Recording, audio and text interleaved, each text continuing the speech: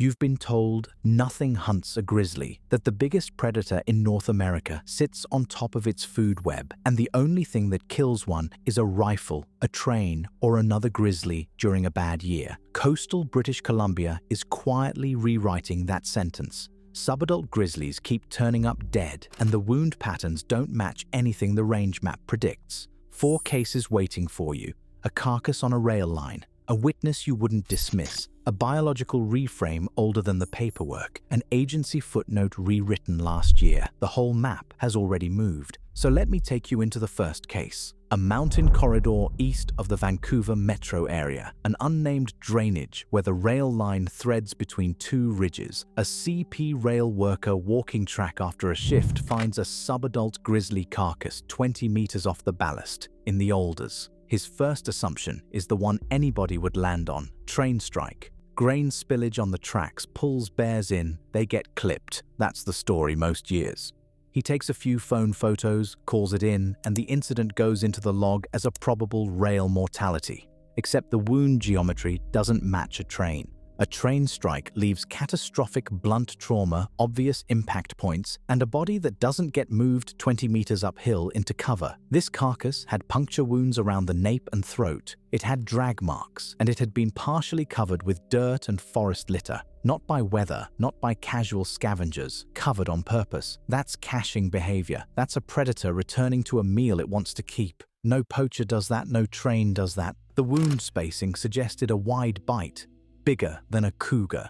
There was no bullet trauma, no gut pile, no missing head or paws.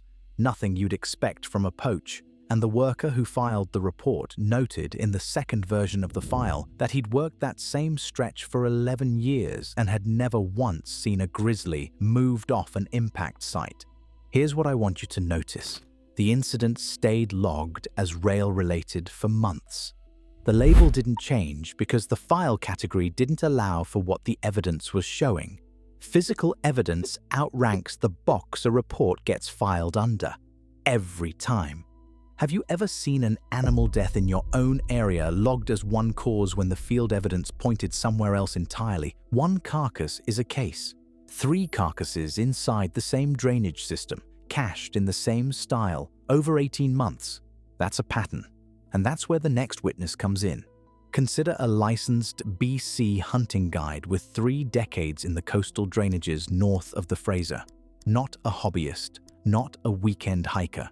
His clients pay him to know which drainage holds which animal in which week of the season, and his livelihood depends on being right. I'm careful with the word credibility in this genre because it gets thrown around. Here, I mean something specific. This is the exact kind of witness the skeptical viewer normally trusts. He starts finding grizzly kills, not black bears, not moose, grizzly, subadults mostly. And the cache style he keeps seeing, the way the carcass is covered, the way the site is bedded near, he'd only ever seen once before, on a wolf-killed elk. He tells other guides. A few nod. A couple laugh at him. He tells a biologist he's known for years. The biologist takes notes and doesn't publish anything. Here's the part the range map doesn't say. The tracks around 3 of those sites weren't wolf. They were bear. Grizzly on grizzly. Intraspecific predation, one grizzly killing and eating another, is in the literature, but it's described as rare, and it's almost always cubs. Adults and subadults getting killed by other adults tends to get filed as a fight, or a starvation death, or an unexplained mortality. It looks like a lot of things before anyone lets it look like predation. And there's a biological signature I want you to hold in your head. The guide's kill sites cluster in salmon-poor years. When the run fails, the biggest coastal grizzlies don't starve. They convert other bears into a food source. The salmon curve and the intraspecific predation curve move together. If you've ever found a carcass, a track set, or a trail cam frame that got logged as one thing but felt like another, put it in the comments. Tell me what state, what drainage, what you saw. Someone watching this is working on the same case you are and doesn't know it yet. But this isn't where the story stops. Because if grizzlies are eating other grizzlies, why does the biologist's public statement still say no one can explain what's happening? Because the second thing eating grizzlies in this region isn't a grizzly. The coastal wolves of British Columbia are their own thing. genetically distinct from interior wolves, larger prey base, a diet supplemented by salmon and marine carrion. Pack sizes in specific coastal drainages have grown over the past 2 decades in step with prey saturation. Picture a small field crew running a predator scat survey, standard work. They pull scats along transects, they sequence what they find, they build a diet picture, and the lab keeps pulling grizzly DNA. At first the crew waves it off, scavenging. Wolves eat what's already dead, it's not a kill, it's a meal at somebody else's table. Then the sample freshness starts breaking that assumption. Scats, hours old, in drainages where no grizzly carcass has been reported for weeks. The freshness stops matching a scavenging story.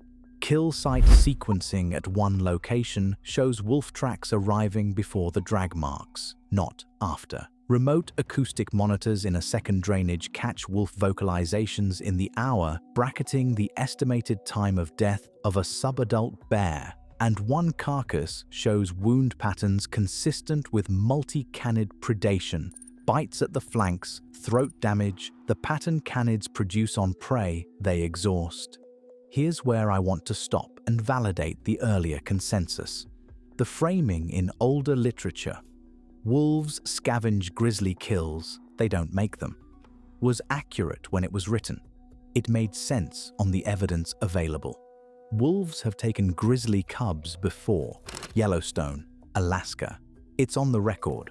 The novelty in coastal BC isn't the behavior, it's the density. Larger packs, more prey saturation, and a subadult grizzly cohort unusually exposed by 3 salmon collapse years in a row. The relationship changed. The literature hasn't caught up. Now apply the honest filter. Scavenging still explains most of those scat hits. Misidentified kill sites explain more. Some of the vocalization records are inconclusive. The residue, the cases that survive every filter, is small. But it's consistent, and it isn't only wolves. Cougar predation on grizzly cubs is now on record in the same corridors. Different mechanism, same cohort. 3 predators, grizzly, wolf, cougar, converging on the same subadult bear population, and no one of them is the answer. That's why the Biologists' public statement in the title says both things at once. We know what's hunting them, and we can't explain why now. Which brings us to the case that pulled the map itself, Vancouver Island. For most of the last century, the provincial position was that grizzlies were functionally absent from the island. Not formally extinct. Nobody drew a line under them the way the eastern cougar got a line drawn under it, but treated as not present for management purposes. In the last decade, swimming grizzlies have been documented crossing from the mainland to the northern coast. That's not folklore. That's a body of evidence. The human beat here is a remote camera hobbyist on the North Island. Runs a small array of trail cams on a family land parcel. Catches a large bear on one of them, in a zone the provincial map labeled Black Bear Only. Files a report, told, gently but firmly, it's a large black bear. He knows it isn't. He sends the frame to a biologist he's found through a mutual contact. 2 years later, the province quietly updates its language. The map didn't announce that grizzlies had returned. There was no press release with a headline you'd remember. The change was a footnote. The specific word absent dropped out of a management document and got replaced with occasional occurrence. That footnote is the reveal. Add it to the physical evidence that had been accumulating in parallel. Trail cam frames from 3 separate operators. Hair snag DNA on a rub tree the province didn't publicize. 1 confirmed carcass on the northern coast, killed, according to the field examination, by another grizzly. Now zoom out. What's actually hunting grizzlies in the Vancouver region isn't a new species. It's the same species arriving in a new place, meeting wolves and cougars that were never displaced, in a salmon regime that no longer feeds the biomass it used to. The reason no one can explain it as a single story is that 4 variables moved at the same time. Salmon collapse, grizzly range expansion into the coast and islands, coastal wolfpack density, cougar recovery. There is no monster. There's a food web rearranging itself in the time it takes to update a management document. And I want to be honest about the ambiguity. Not every carcass is predation. Not every predation is intraspecific. Not every wolf scat hit is a kill. What the evidence supports, specifically, is that subadult grizzlies in this region now face predation pressure from at least 3 sources, in a food landscape that has thinned under them. So how do you weigh a case like this in your own state or province, on your own evidence? 6 questions. Is the physical evidence reproducible? The frame, the DNA, the tracks, the wound pattern? How credible is the witness?